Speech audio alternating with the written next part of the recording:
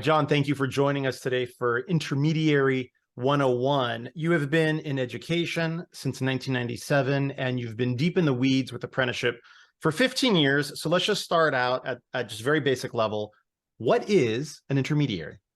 An intermediary in the world of apprenticeship is a nonprofit, for-profit agency or group that provides a service that generally lands in between government and the employer in the apprenticeship world. And those services can be varied depending on what's needed. So they will sit between our community colleges and the employers and provide services that our community colleges perhaps may not be able to provide directly, including professional development and training and things like that. That's the basic answer. Let's dive right into those services since you mentioned it. So what services typically, or what's the range of services an intermediary might provide to benefit a college that's hosting or wanting to launch an apprenticeship program? One of the biggest ones that I see, they are generally very well organized in terms of their employer connections and how to speak to employers in their own language. And they provide that translation between education speak and business talk. I really like the intermediaries that I've worked with are very good at that. They're comfortable in that area, and many times the way that they operate, either in the United States or other countries, is as almost a temp agency or an employment agency in a way to provide employers with new apprentices. So that's one of them. One of the other benefits that I've seen more lately in Australia with some of the intermediaries I've seen there is they train the employers on how to mentor the apprentices and provide that supportive services for not only the employer, but the apprentice themselves too. They provide pre-employment services for the apprentice. They figure out which occupation or trade or skill that they might want to learn and become that apprentice, so that when the apprentice actually lands on the job, they're ready to go. There's no delay in their productivity in the first week. So they're recruiting. They do recruit. They can provide recruiting services. They can provide employer of record services, many of them. So there's a very wide range of things that an intermediary can do in the United States and other countries that I've seen, that a lot of our colleges either don't do at all or are still learning how to do at this point as we grow apprenticeship in California. That I think is important, because I think some colleges think, well, we could do it. Like, we could just do all of those things for the individuals, for the residents, and for the employers. How can you help a college think through, like, what should be the questions or their criteria they should be thinking through about if they should do all those services versus if they would benefit from reaching out to an intermediary? Like, maybe talk about the roles or the definitions of kind of how that partnership would play versus a college doing it all on their own. Yeah, that's what we're working on in the Bay Area, is understanding what a scope of work might look like. And many of the intermediaries that are beginning to come into California and talk to us have that very wide range of services that they can provide. But our colleges are really good at providing education and learning and instruction. And some of these intermediaries actually do that also, but they understand that in California, we've got this community college system that's built to provide instruction. However, what I'd like our colleges to think about is staffing and being able to how much extra paperwork is involved in running an apprenticeship. And while initially there is a lot of work to get things organized, to register the apprentice with the state of California or the Federal Department of Labor, to monitor their progress through an apprenticeship. We inside of a college, we do a lot of those things already in different areas, and we just maybe haven't matched those up yet.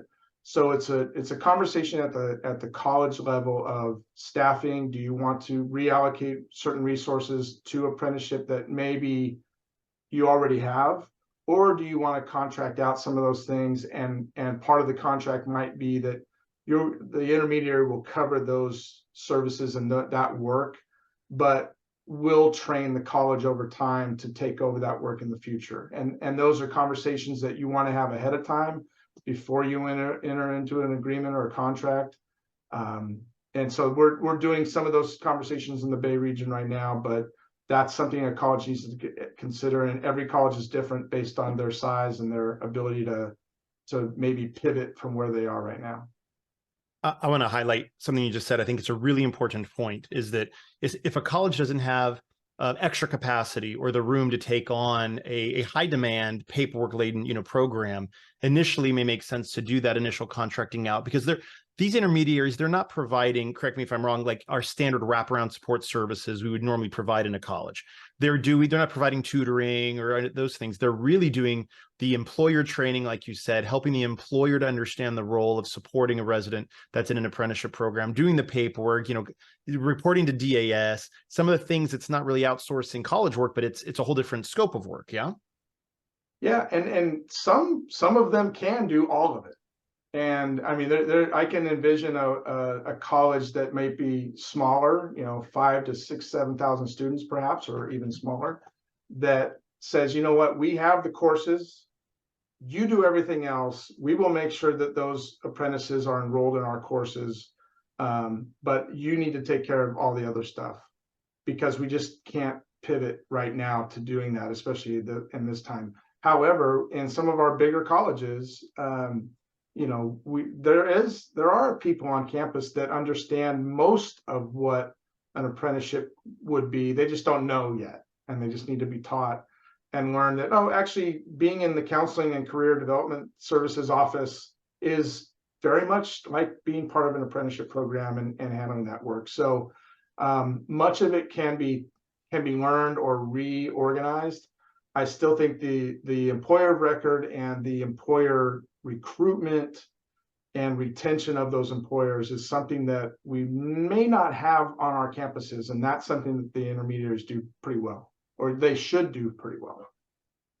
You mentioned Australia and intermediaries in other places. How do we think about the different types of intermediaries? Like, I've heard some words from the state, like regional and sectoral, like, are there different types of intermediaries, and what do those look like? Yeah, the Federal Department of Labor has had some grant or some contracts over the last 6, 7, 8, 9, 10 years that were focused on sectors and finding intermediaries for manufacturing or for IT and healthcare. And they've done contracting and youth apprenticeship also as a specific contract. They've contracted with different intermediaries around the country in those sectors. So there are some intermediaries out there that are focused on healthcare or focused on manufacturing. Others have experienced some of the folks that have come from Great Britain are across the board very office-oriented apprenticeships in accounting and business services and financial services. So they have a different way of looking at an intermediary world. The Australian groups that we've talked to really, they look a lot like a hiring agency in a lot of ways. They provide an awful lot of the work outward facing, and then they turn around and find the educational piece. So there are regional ones. I think of California has its own region anyway.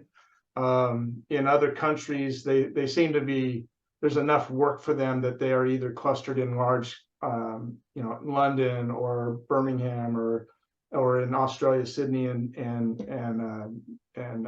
Melbourne, but it's regional in nature because of the employer base, but also countrywide if they're big enough.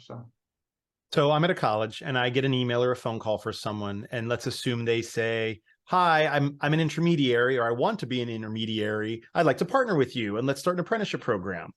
How can an institution be in our system? Like, how could they be discerning? Like, what should they be looking for that might indicate, okay, here's an agency or an entity that would be a good intermediary to partner with as a college? Or what are the red flags or things that maybe that they, as they're vetting the appropriate, what should they be, their spidey sense goes up. Like, what should they be paying attention to? When I've gotten these kind of phone calls, I hit the website right away.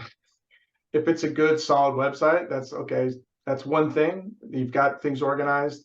I think a list of employers that they already work with is important. Who are they? Big? Are they small? Ask questions about small employers, because we are community-based colleges. How are we going to provide support for our smaller, small businesses? Are that some of them may be specialists in that area, because that's a little bit more work at many times. I would ask them what are their what do they think what's the intermediaries' best area of expertise? What are they going to bring to the table that perhaps the college is not able to do? But have that conversation, because our big colleges can provide a lot of this, but really find out what that intermediaries goals are in California, or with that relationship. Now, some of them do provide they have their own curriculum. They have coursework that's online that they can offer to an apprentice, where they really don't need a community college, but they are some of them are trying to make sure that they work within our system. One of the other pieces of this is, because of the new apprenticeship innovation funding from the Division of Apprenticeship Standards, that there's a lot of money in California that intermediaries are looking at as a revenue source. So understand that if that phone call is like any other vendor, even if they're good and they're a nonprofit and they're good people, they're still a vendor in that way. So think of them as a vendor, check all the other, insurance and things like that. But understand that there is a potential revenue sharing agreement to be made around that apprenticeship innovation funding, beyond our California Apprenticeship Innovation grants, or CAI grants. The new innovation funding is $3,500 per apprentice per year, and $1,000 for the successful completion of the apprenticeship. So that's a decent amount of money that should be shared in a way if you're not in a CAI grant. So understand that funding is there for everybody. So it is allowable and allocable, and I guess recommended, to be able to write in an intermediary into these grants and into the profit share. Yeah. So here in the Bay Area, we wrote in 2 intermediaries on the last round of CAI grants, really for the same thing. One of them is automotive, the other one is in education, and we're creating regional approaches, and they are providing the expertise that our colleges don't have in employer engagement. They're bringing employers to the table, actually, that we may not be working with already. And they're also a bit of a grant manager in a way. One of them is operating almost like a grant management kind of resource also. So, like I said, there's different ways to do this, but generally the intermediaries that I've talked to are coming at this from the right perspective, that apprenticeship is a very strong, rigorous form of education, and it gets our folks working and going to school at the same time. And I haven't seen too many that my spidey senses went the wrong way yet, but I'm expecting that. I do expect it, but if we're doing our jobs right, that won't be a problem. Well, and if they're helping to bring residents to the colleges, and if they're helping to bring employers in partnership, that could be a huge benefit right there. Thank you, John. This is a really good foundation for understanding intermediaries at an entry level. Is there anything else you want to add as our colleges, as we start to think about the role an intermediary could play as we look to expand or grow our apprenticeship programs? Right. You said spidey senses, and I use that phrase too. Trust your spidey senses. Do your homework. Most of the time, they're pretty good. If anybody has questions, they can contact me. They can contact you.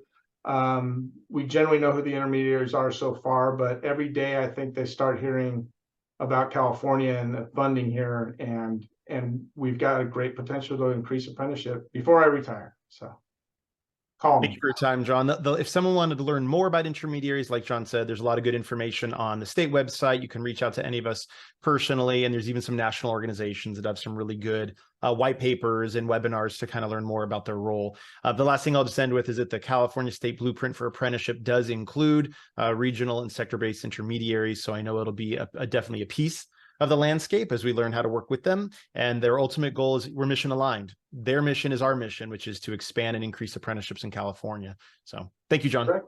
Thank you. Take care.